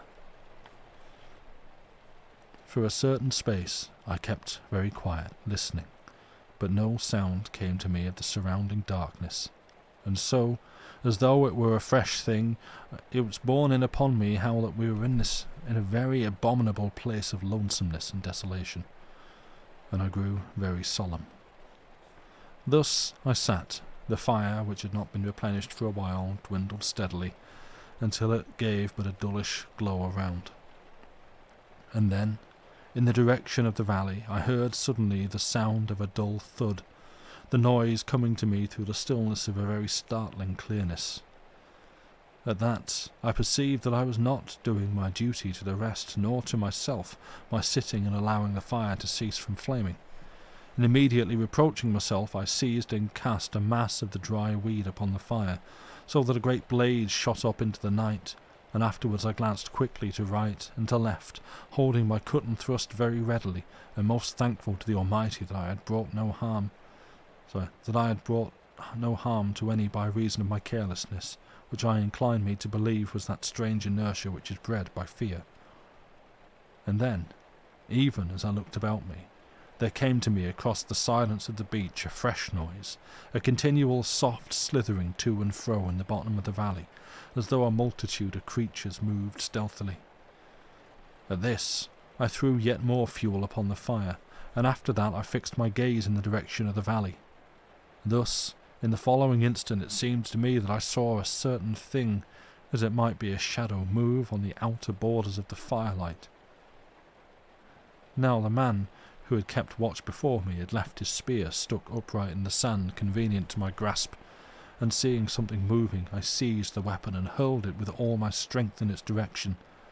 But there came no answering cry to tell that I had struck anything living, and immediately afterwards there fell once more a great silence upon the island, being broken only by a far splash out upon the weed. It may be conceived with truth that the above happenings had put a very considerable strain upon my nerves, so that I looked to and fro continually, with ever and anon a quick glance behind me. For it seemed to me that I might expect some demonic creature to rush upon me at any moment. Yet for the space of many minutes there came to me neither any sight nor sound of living creature, so that I knew not what to think, being near to doubting if I had heard aught beyond the common. And then, even as I made halt upon the threshold of doubt, I was assured that I had not been mistaken, for abruptly I was aware that all the valley was full of a rustling, scampering sort of noise, through which there came to me occasional soft thuds, and anon the former slithering sounds. And at that, thinking a host of evil things to be upon us, I cried out to the boatswain and the men to wake. Immediately upon my shout the boatswain rushed out from the tent, the men following, and every one with his weapon save the man who had left his spear in the sand, and that lay now somewhere beyond the light of fire. Then the boatswain shouted, to know what thing had caused me to cry out, but I replied nothing, only held up my hand for quietness. Yet when this was granted, the noises in the valley had ceased, so that the boatswain turned to me, being in need of some explanation. But I begged him to hark a little longer, which he did, and, the sounds recommencing almost immediately, he heard sufficient to know that I had not waked them all without due cause. And then, As we stood, each one of us staring into the darkness where lay the valley, I seemed to see again some shadowy thing upon the boundary of the firelight, and in the same instant one of the men cried out and cast his spear into the darkness. But the boatswain turned upon him with a very great anger, for in throwing his weapon the man had left himself without, and thus brought danger to the whole. Yet, as will be remembered, I had done likewise but a little since. Presently, there coming again a quietness within the valley, with none knowing what might be toward, the boatswain caught up a mass of the dry weed, and, lighting it in the fire, ran with it towards a portion of the beach which lay between us and the valley. Here he cast it upon the sand, singing out to some of the men to bring more of the weed, so that we might have a fire there, and thus be able to see if anything made to come at us out of the deepness of the hollow. Presently we had a very good fire, and by the light of this the two spears were discovered, both of them stuck in the sand, and no more than a yard from one from the other, which seemed to me a very strange thing. Now, for a while after the lighting of the second fire there came no further sound from the direction of the valley, nothing indeed to break the quietness of the island, save the occasional lonely splashes that sounded from time to time out in the vastness of the weed continent. Then, about an hour after I had waked the boatswain, one of the men who had been tending the fires came up to him to say that we had come to an end of our supply of weed fuel. At that, the boatswain looked very blank, the which did the rest of us, as well we might. Yet there was no help for it, until one of the men bethought him of the remainder of the bundle of reeds which we had cut, and which, burning but poorly, we had discarded for the weed. This was discovered at the back of the tent, and with it we fed the fire that burned between us and the valley. But the other we suffered to die out, for the reeds were not sufficient to support even the one until dawn. At last, and whilst it was still dark, we came to the end of our fuel, and as the fire died down, so did the noises in the valley recommence. And there we stood in the growing dark, each one keeping a very ready weapon, and a more ready glance. And at times the island would be mightily quiet, and then again the sounds of things crawling in the valley.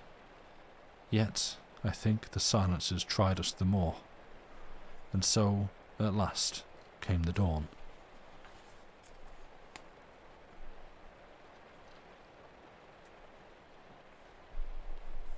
Chapter 9. What happened in the dusk? Now, with the coming of the dawn, a lasting silence stole across the island and into the valley, and, conceiving that we had nothing more to fear, the boatswain bade us get some rest whilst he kept watch. And so I got at last a very substantial little spell of sleep, which made me fit enough for the day's work. Presently, after some hours had passed, the boatswain roused us to go with him the further side of the island to gather fuel, and soon we were back with each a load, so that in a little we had the fire going right merrily. Now for breakfast we had a hash of broken biscuit, salt meat, and some shellfish which the boatswain had picked up from the beach at the foot of the further hill, the whole being right liberally flavoured with some of the vinegar which the boatswain said would help keep down any scurvy that might be threatening us. And at the end of the meal he served out to us each a little of the molasses which we mixed with hot water and drank. The meal being ended, he went into the tent to take a look at Job, the which he had done already in the early morning, for the condition of the lad preyed somewhat upon him, he being, for all his size and top roughness, a man of surprisingly tender heart. Yet the boy remained much as on the previous evening, so that we knew not what to do with him to bring him into better health. One thing we tried, knowing that no food had passed his lips since the previous morning, and that was to get some little quantity of hot water, rum and molasses down his throat, for it seemed to us he might die from very lack of food. But though we worked with him for more than the half of an hour, we could not get him to come to sufficiently to take anything, and without that we had a fear of suffocating him. And so presently we had perforce to leave him within the tent, and go about our business, for there was very much to be done. Yet, before we did aught else, the boatswain led us all into the valley, being determined to make a very thorough exploration of it. Perchance there might be any lurking beast or devil thing, waiting to rush out and destroy us as we worked. And more, he would make search that he might discover what manner of creature had disturbed our night. Now, in the early morning, when we had gone for the fuel, we had kept to the upper skirt of the valley where the rock of the nearer hill came down into the spongy ground. But now we struck right out into the middle part of the vale, making a way amid the mighty fungi to the pit-like opening that filled the bottom of the valley. Now, though the ground was very soft, there was in it so much of springiness that it left no trace of our steps after we had gone on a little way, none, that is, save that in odd places a wet patch followed upon our treading. Then, when we got ourselves near to the pit, the ground became softer, so that our feet sank into it, and left very real impressions. And here we found tracks most curious and bewildering, for amid the slush that edged the pit, which I would mention here had less the look of a pit now that I had come near it, were multitudes of markings which I can liken to nothing so much as the tracks of mighty slugs amid the mud, only that they were not altogether like that of slugs. For there were other markings, such as might have been made by bunches of eels cast down and picked up continually.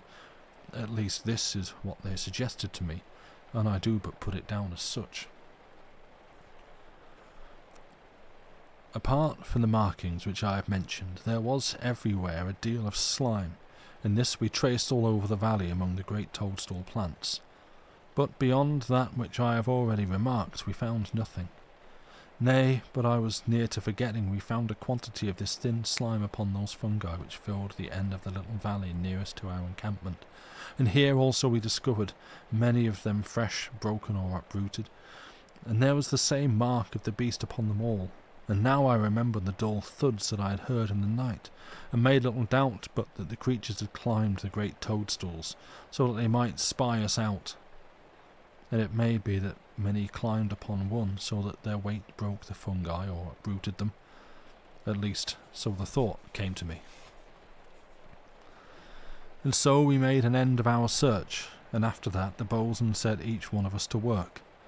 But first he had us all back to the beach to give a hand to turn over the boat so that we might get to the damaged part. Now, having the bottom of the boat full to his view, he made discovery that there was other damage beside that of the burst plank, for the bottom plank of all had come away from the keel, which seemed to us a very serious matter, though it did not show when the boat was upon her bilges. Yet the boatswain assured us that he had no doubts but that she could be made seaworthy, though it would take a greater while than hitherto he had thought needful.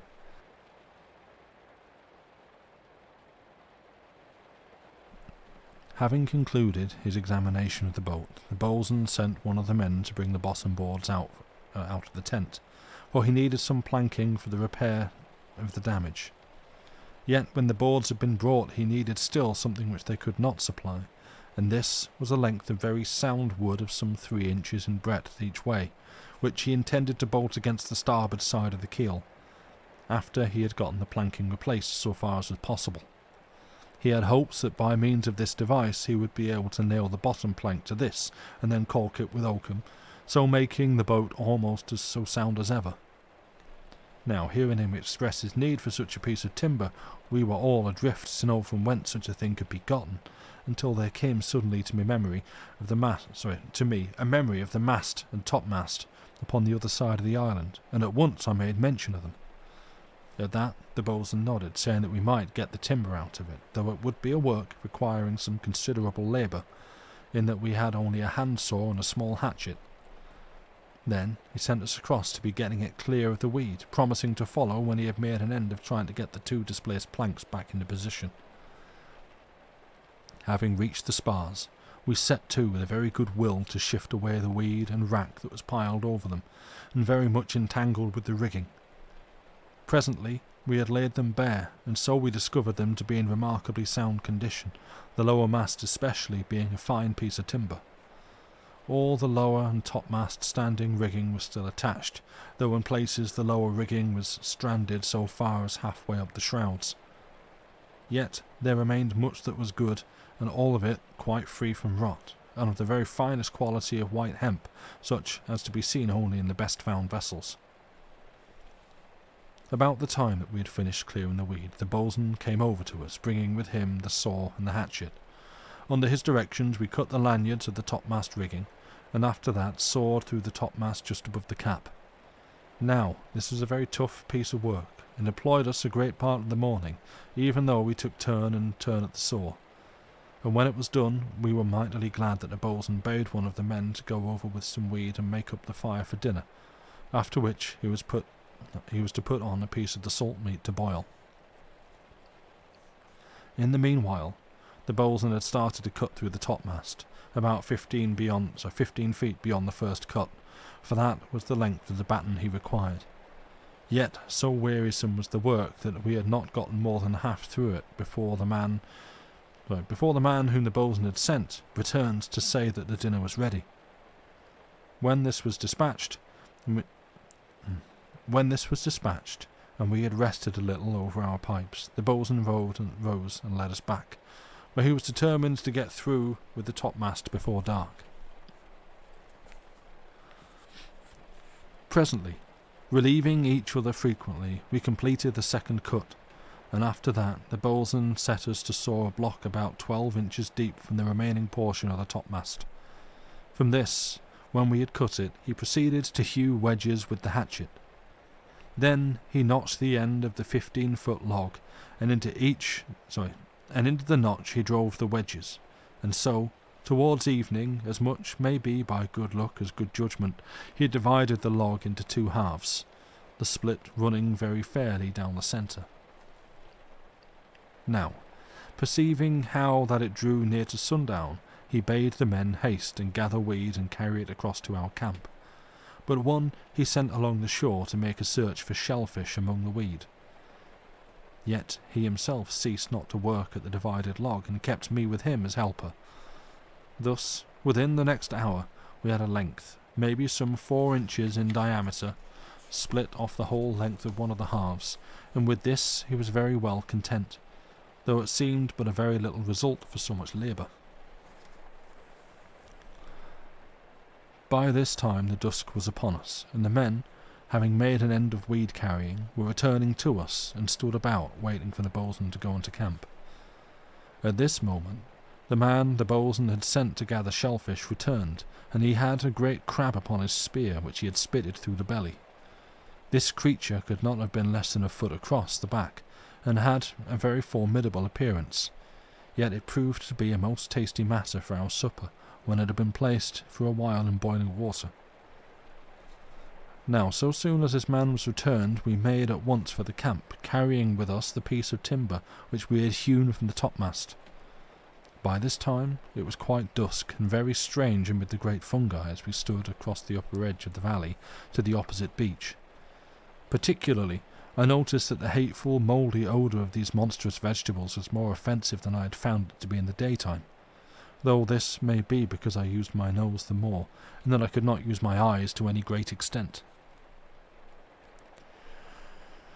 We had gotten halfway across the top of the valley, and the gloom was deepening steadily, when there stole to me upon the calmness of the evening air a faint smell, something quite different from that of the surrounding fungi.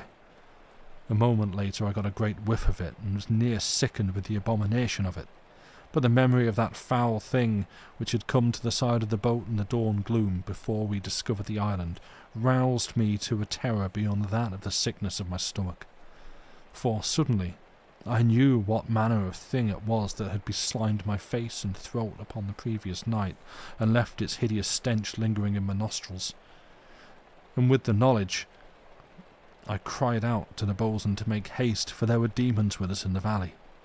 And at that, some of the men made to run, but he bade them, in a very grim voice, stay where they were, and keep well together, else they would be attacked and overcome, straggling all among the fungi in the dark.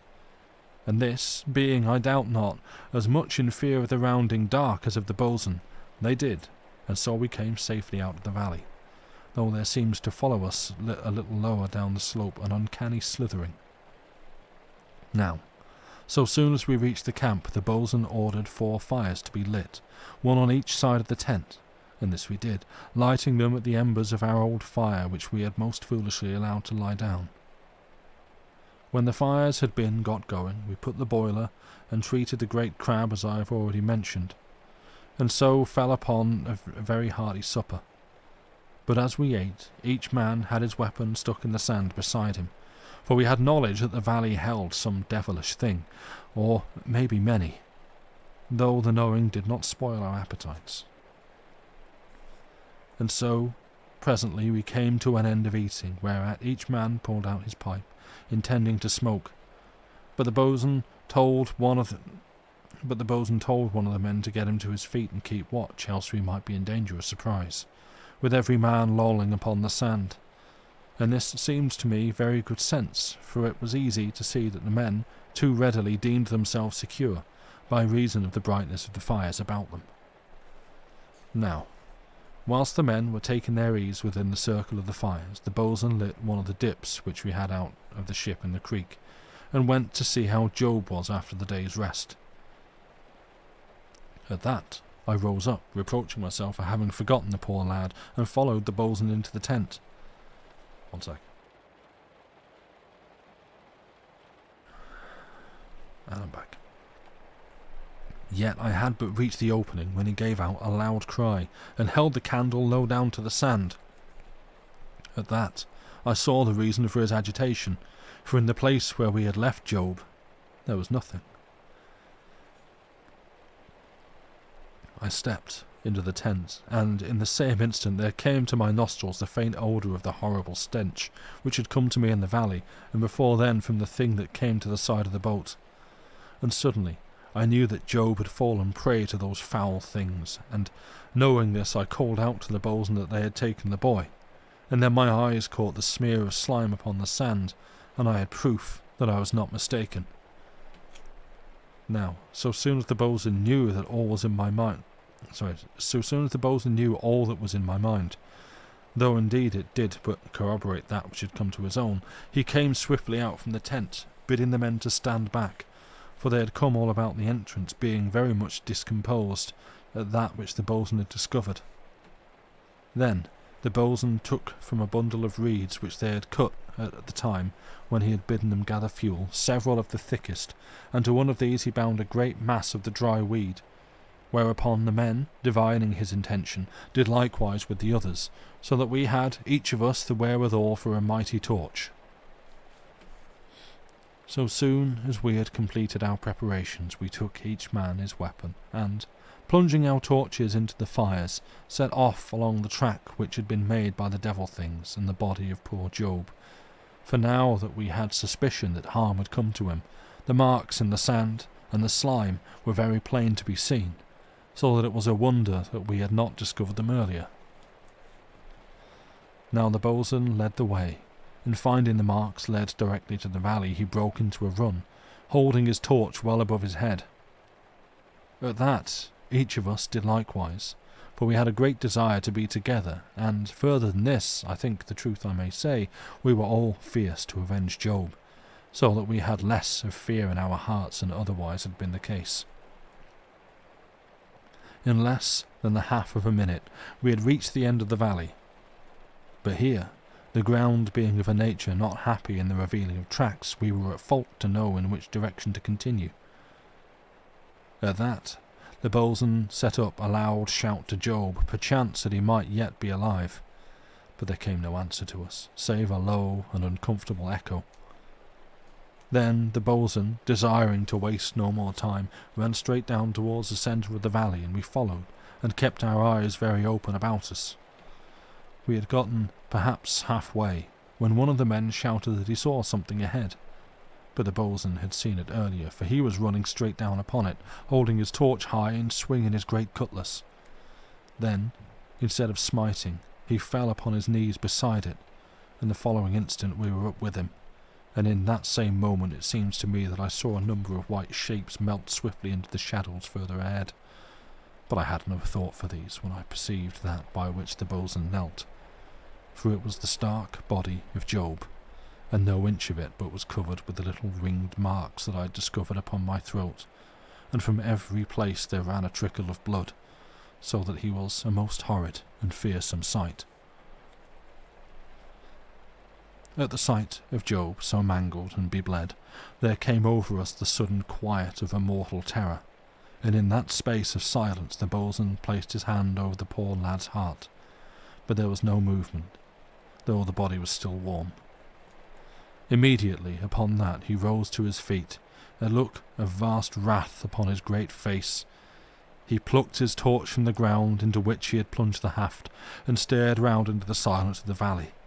But there was no living thing in sight, nothing save the giant fungi and the strange shadows cast by our great torches, and the loneliness.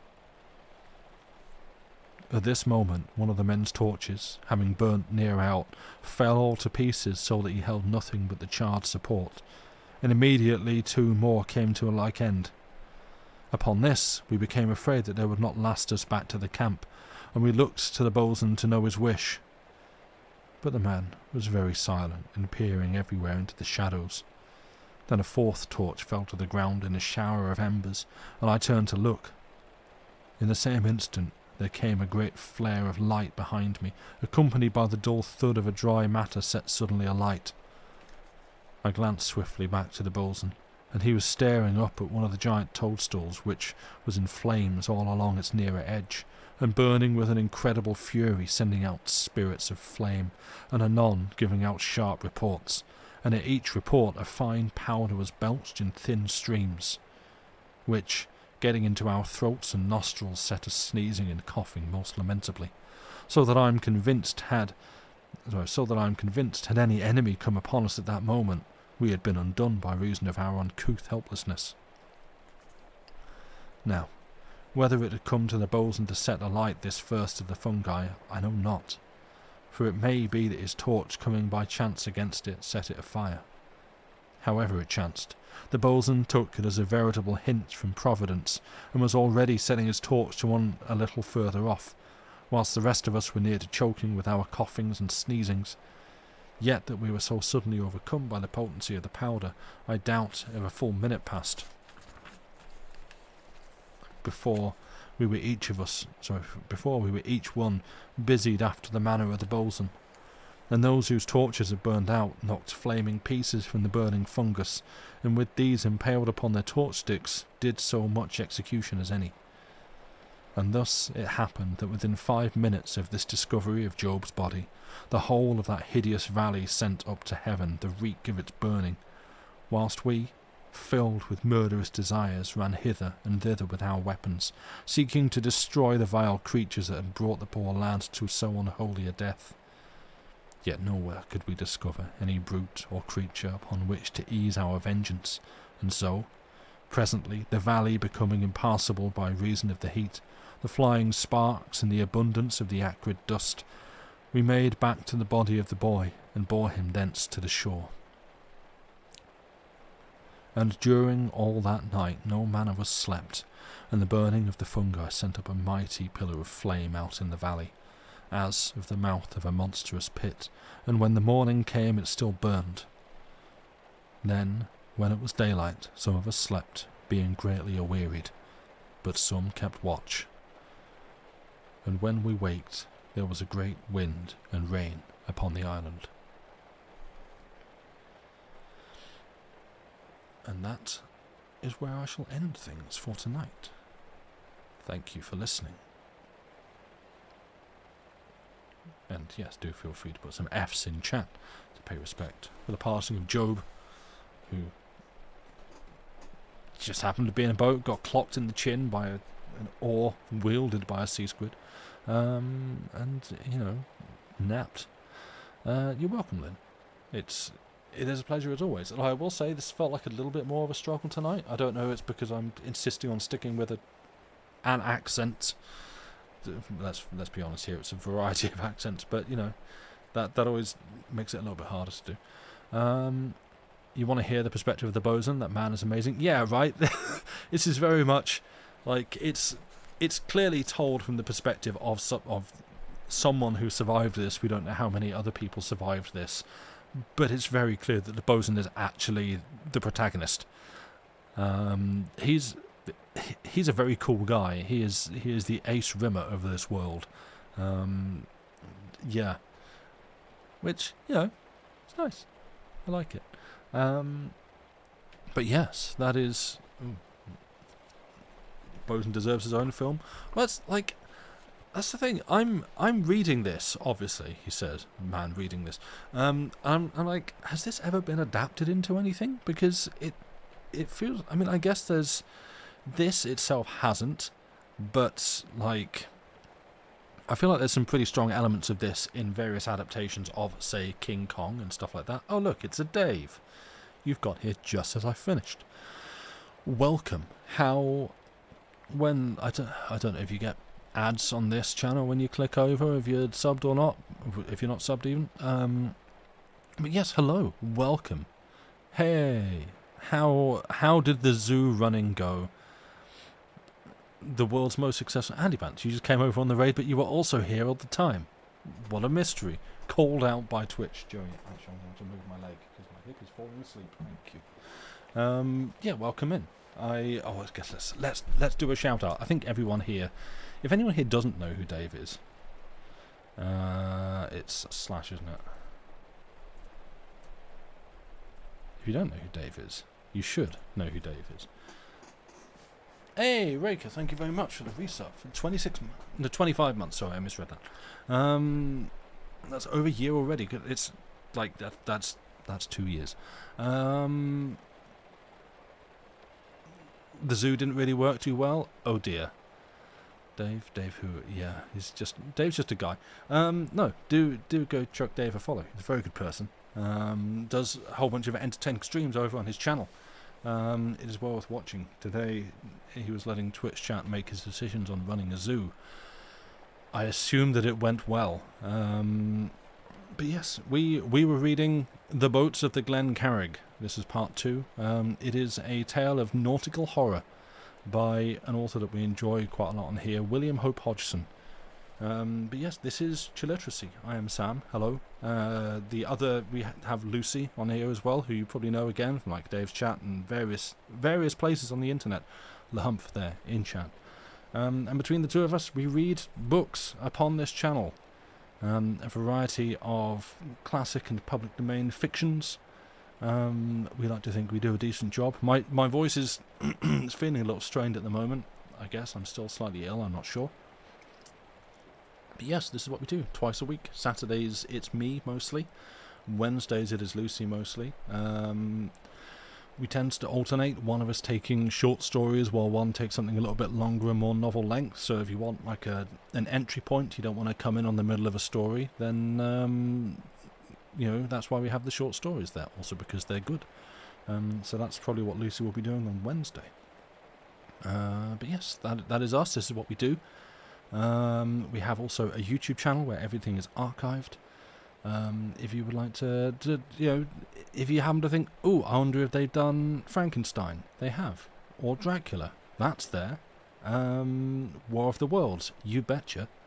I'm trying to think what other things. All sorts of things. Did some Edgar Allan Poe the other week as well. If you happen to have been watching The Fall of the House of Usher on Netflix, smash hit TV series on Netflix that everyone's watching on Netflix, Fall of the House of Usher. I read that just recently. It was very good. The Da Vinci Code? No. Twilight? Nuh-uh. 50 Shades of Grey? Total fabrication. Didn't happen. Not true. It's not real. Didn't happen. They made it up. So, yeah, we read good stories here. Fun War of the Worlds fact, Billiam's reading that today. He is. I actually caught him starting it the other day. I was sat there in chat going, oh, yeah. I really enjoyed reading War of the Worlds. I thought it was good. Horse of the Invisible? Yes. Yes, yes, I've read Horse of the Invisible. I enjoyed it. It was good. Yeah, we've really come to like William Hope Hodgson. Lucy got me a book of his short stories last Christmas. She gave me a book. Or my birthday. They're around the same time. And yeah, it had a whole bunch of stuff in it. Wow, Sam, a book had some stuff in it? Yeah, that's good. At some point. Yeah, what is time even anymore? But yes, it was the collection of his short stories, and one of them was Horse of the Invisible, along with some of his other... Carnacki? That's the one. Algernon Blackwood's is John Silence, yes. But yeah, some of the Carnacki short stories, and they've been really good. And that's kind of what led me to read this. I'm intending to go through his... something trilogy. What is it? It's basically three books about spooky nautical adventures. And so yeah, this one that we're on the second part of tonight, The Boat of the Glen Carrig, is about a bunch of survivors. It hasn't really, like, it starts after they have been abandoned to seemingly boats that they escaped. I'm guessing the Glen Carrig. Upon, and this is their tales of them attempting to survive in a sea where things are clearly not good. There are all manner of spooky monsters and sea creatures and weird sounds and visions that are being had by our narrator, and a very cool bosun that everyone thinks is great, and he's very strong and handsome and brave, and he always makes the right decision. And he's a very cool guy, and we love the bosun. Bosun is cool. Tales of Misfortune are way too many mushroomy things. Yeah, like Hodgson loves his spooky mushrooms.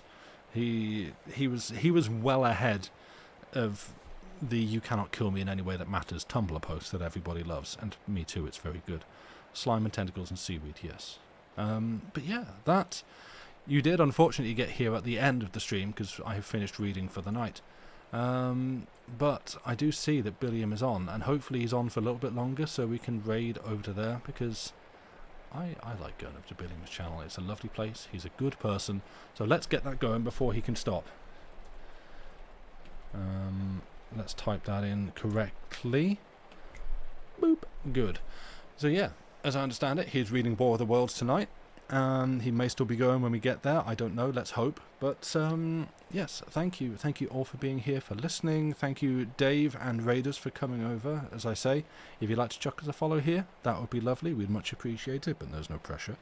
And if you're listening on YouTube and you have enjoyed the stream again, if you're subscribed, that's great. And if you're not, hey, maybe just hit that subscribe button. We'd love to have you. It makes our numbers look better. Thank you. But yes, we shall be back on Wednesday, where Lucy will probably be reading some short stories. I do not know what. I don't know if she knows what. But I'm sure it will be good, because she's very good at this. And she's been away for the last couple of weeks, tooting a trumpet in Germany and Austria, I think. And, yeah. And so, you know, she'll be eager to get back to it. But, yeah, go over to Billiam, say hello. And for now, for me, for this evening, goodbye and good night, and have yourself a good rest of the weekend. Goodbye, friends.